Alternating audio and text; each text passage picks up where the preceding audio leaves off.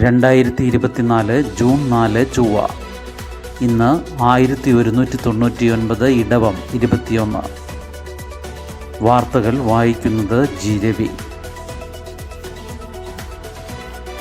വോട്ടെണ്ണൽ രാവിലെ 8-ന് തുടങ്ങും. ആദ്യ സൂചന 11 മണിയോടെ. തുടർച്ച ഉറപ്പിച്ച ഭരണപക്ഷം, അട്ടിമറി പ്രതീക്ഷിച്ച് പ്രതിപക്ഷം. എക്സിറ്റ് പോൾ ചിറകിൽ പറന്നുയർന്ന് ഓഹരി വിപണി. അടുത്ത 5 വർഷം നമ്മുടെ മഹാരാജ്യം ആര് ഭരിക്കുമെന്ന് ഇന്നറിയാം. രാവിലെ 8-ന് വോട്ടെണ്ണൽ തുടങ്ങും. ആദ്യ ഫലസൂചനകൾ 11 മണിയോടെ പ്രതീക്ഷിക്കാം. തുടർഭരണമെന്ന എക്സിറ്റ് പോൾ പ്രവചനങ്ങളുടെ ആത്മവിശ്വാസത്തിലാണ് ഭരണപക്ഷം. എന്നാൽ എക്സിറ്റ് പോളല്ല കാര്യമെന്നും ജനമെഴുതിയ വിധി അനുകൂലമാകുമെന്നും പ്രതിപക്ഷ ഇന്ത്യ സഖ്യം കരുതുന്നു. 295 സീറ്റിൽ കുറയില്ലെന്നാണ് അവരുടെ പ്രതീക്ഷ. കഴിഞ്ഞ 2 ലോക്സഭാ തിരഞ്ഞെടുപ്പുകളേക്കാൾ കേരളത്തിൽ പോളിംഗ് ശതമാനം ഇത്തവണ കുറവായിരുന്നത് മഴപ്രവചനം പോലെ രാഷ്ട്രീയ കാലാവസ്ഥയെയും സങ്കീർണമാക്കുന്നു. കേരളത്തിലെ 20 മണ്ഡലങ്ങളിൽ ആകെ 194 സ്ഥാനാർത്ഥികളാണ് മത്സരിച്ചത്. 72.07% പോളിംഗ്. ഒഡീഷ, ആന്ധ്രാപ്രദേശ് നിയമസഭാ തിരഞ്ഞെടുപ്പുകളുടെ വോട്ടെണ്ണലും ഇന്നാണ്. 2019 NDAയ്ക്ക് 352 സീറ്റാണ് ലഭിച്ചത്. ഇത്തവണയും NDA 350-ലധികം നേടുമെന്നാണ് മിക്ക എക്സിറ്റ് പോൾ ഫലങ്ങളും പ്രവചിച്ചിട്ടുള്ളത്. ചില ഫലങ്ങൾ NDA 400 കടക്കുമെന്നും പറയുന്നു. ആദ്യം തപാൽ ബാലറ്റുകളാണ് എണ്ണുക. തുടർന്ന് അരമണിക്കൂറിനകം യന്ത്രങ്ങളിലെ വോട്ടെണ്ണം. പിന്നീട് നിശ്ചിത വിവിപാറ്റ് സ്ലിപ്പുകൾ എണ്ണും. തിരഞ്ഞെടുപ്പ് കമ്മീഷൻ്റെ വെബ്സൈറ്റിലും വോട്ടർ ആപ്പിലും അപ്പോൾ വിവരങ്ങൾ കിട്ടും. 44 ദിവസം നീണ്ട തിരഞ്ഞെടുപ്പ് പ്രക്രിയയാണ് അവസാന ഘട്ടത്തിലെത്തിയിരിക്കുന്നത്. ഏപ്രിൽ 19-നായിരുന്നു ആദ്യഘട്ട വോട്ടെടുപ്പ്. കഴിഞ്ഞ 1-ന് അവസാന ഘട്ടം നടന്നു. സിക്കിം, അരുണാചൽ തിരഞ്ഞെടുപ്പ് ഫലങ്ങൾ ഞായറാഴ്ച പ്രഖ്യാപിച്ചു. ഭരണം തുടർന്നാൽ സത്യപ്രതിജ്ഞ 10-ന് മുൻപ്. ഭരണം തുടർന്നാൽ ഈ മാസം 10-നകം പുതിയ മന്ത്രിസഭയുടെ സത്യപ്രതിജ്ഞ നടത്താനാണ് BJP ഉദ്ദേശിക്കുന്നത്. 12-ന് പ്രധാനമന്ത്രി G7 ഉച്ചകോടിക്കായി ഇറ്റലിക്ക് പോകുമെന്നും BJP വൃത്തങ്ങൾ പറഞ്ഞു. ഇന്നലെ ദേശീയ അധ്യക്ഷൻ JP നഡ്ഡയുടെ വസതിയിൽ നടന്ന യോഗത്തിൽ കേന്ദ്രമന്ത്രിമാരായ അമിത് ഷാ, രാജ്നാഥ് സിംഗ്, ദേശീയ ജനറൽ സെക്രട്ടറിമാർ എന്നിവർ പങ്കെടുത്തു. എക്സിറ്റ് പോളിൽ പ്രതീക്ഷയോടെ. ജനവിധി ഇന്ന് വരാനിരിക്കെ പ്രതീക്ഷ വിടാതെ പ്രതിപക്ഷ നിര. എക്സിറ്റ് പോൾ പ്രവചിക്കുമ്പോഴുള്ള മുന്നേറ്റം BJPക്ക് ഉണ്ടാവില്ലെന്ന് കോൺഗ്രസ് ആവർത്തിക്കുന്നു. BJP 240-250 സീറ്റിന് മുകളിൽ പോകില്ലെന്നാണ് കോൺഗ്രസിൻ്റെ വിലയിരുത്തൽ. RSSൻ്റെ പക്കലുള്ള കണക്ക് ഇതാണെന്നാണ് കോൺഗ്രസിൻ്റെ വാദം. NDAയിലെ മറ്റു കക്ഷികളെല്ലാം ചേർന്ന് 25-30 സീറ്റ് നേടിയേക്കാം. BJP തന്നെ ഭരണം നിലനിർത്തിയാലും കേവല ഭൂരിപക്ഷത്തിന് താഴേക്ക് അവരെത്തിയാൽ പ്രതിപക്ഷത്തിന് ജീവശ്വാസം ലഭിക്കും. സ്വന്തം നിലയിൽ 120-125 സീറ്റ് നേടാൻ കഴിയുമെന്ന പ്രതീക്ഷയിലാണ് കോൺഗ്രസ്. പ്രതിപക്ഷ ആശങ്ക തള്ളി അസാധാരണ വാർത്താ സമ്മേളനം. വോട്ടെണ്ണൽ പ്രക്രിയ സംബന്ധിച്ച് പ്രതിപക്ഷം ഉന്നയിച്ച ആശങ്കയുടെ പശ്ചാത്തലത്തിൽ തിരഞ്ഞെടുപ്പ് കമ്മീഷൻ പത്രസമ്മേളനം നടത്തി തയ്യാറെടുപ്പുകൾ വിശദീകരിച്ചു. വോട്ടെണ്ണലിൻ്റെ തലേന്ന് കമ്മീഷൻ പത്രസമ്മേളനം വിളിക്കുന്നത് അസാധാരണ നടപടിയാണ്. തിരഞ്ഞെടുപ്പിൻ്റെ വിശ്വാസ്യത തകർക്കാൻ രാജ്യത്തിനകത്തു തന്നെ ശ്രമമുണ്ടായെന്ന് മുഖ്യ തിരഞ്ഞെടുപ്പ് കമ്മീഷണർ രാജീവ് കുമാർ ആരോപിച്ചു. വോട്ടെണ്ണലിൽ ഒരു തരത്തിലുമുള്ള വീഴ്ചയുണ്ടാവില്ലെന്നും സുതാര്യ നടപടിക്രമങ്ങൾ ഒരുക്കിയിട്ടുണ്ടെന്നും അദ്ദേഹം പറഞ്ഞു. ആഭ്യന്തരമന്ത്രി അമിത് ഷായുടെ ഓഫീസുകളിൽ നിന്ന് 150 വരണാധികാരികളെ ഭീഷണിപ്പെടുത്തിയെന്ന് കോൺഗ്രസ് ജനറൽ സെക്രട്ടറി ജയറാം രമേശ് കഴിഞ്ഞ ദിവസം ആരോപിച്ചിരുന്നു. തെളിവ് നൽകാൻ കമ്മീഷൻ ആവശ്യപ്പെട്ടപ്പോൾ ഒരാഴ്ച സമയം വേണമെന്ന് ജയറാം മറുപടി നൽകി. എന്നാൽ ഇന്നലെ വൈകുന്നേരം 7-നകം തെളിവ് നൽകാത്ത പക്ഷം നടപടി നേരിടേണ്ടി വരുമെന്ന് കമ്മീഷൻ വ്യക്തമാക്കി. വോട്ട് ചെയ്തത് 65.79%. വോട്ട് ചെയ്തവരുടെ എണ്ണം 64.21 കോടി. 18-ാം ലോക്സഭാ തിരഞ്ഞെടുപ്പിൻ്റെ 7 ഘട്ടം വോട്ടെടുപ്പും പൂർത്തിയായപ്പോൾ മൊത്തം പോളിംഗ് 65.79%.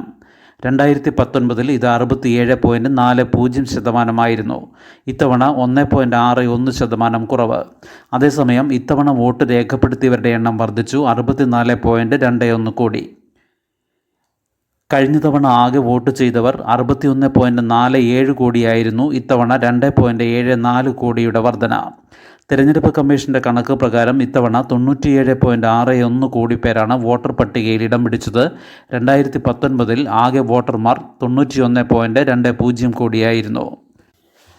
പോസ്റ്റൽ വോട്ടുകൾ കൂടി പരിഗണിക്കുമ്പോൾ ഇത്തവണത്തെ പോളിംഗ് 0.30% കൂടി വർദ്ധിക്കും.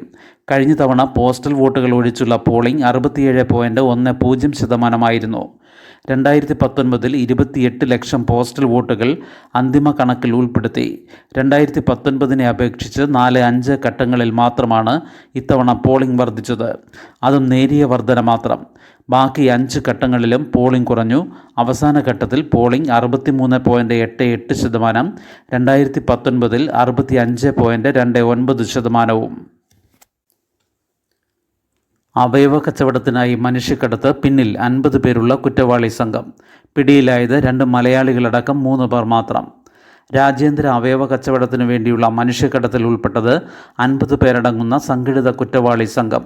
2 മലയാളികളും ആന്ധ്ര സ്വദേശിയും ഉൾപ്പെടെ സംഘത്തിലെ 3 പേരാണ് ഇതുവരെ കേരള പോലീസിൻ്റെ പ്രത്യേക അന്വേഷണ സംഘത്തിൻ്റെ പിടിയിലായത്.